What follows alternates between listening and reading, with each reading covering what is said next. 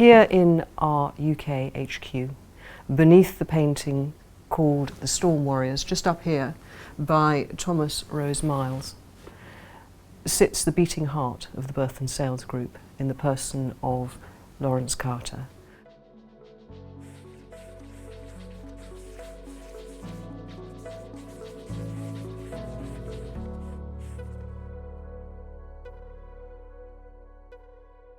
Lawrence is our listings manager, and he is the guy, together with Isabel and Harry, who of course is behind the camera again, deals with all of our marketing.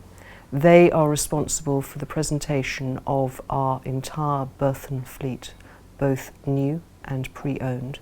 And of course, they put together the fleet as it appears in the Berthon book. And he's going to tell us a little bit about his methodology.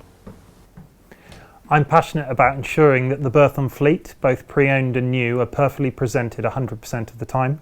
Accuracy and granularity of our whole offering is key, and I have very exacting standards. I'm chief pilot of the optimization and ongoing work on BerthonInternational.com, which is my baby. We're very proud of her, and the accurate implementation of all yacht information on the other platforms that we use, such as Yacht World and Yachtco. All this information is updated in real time.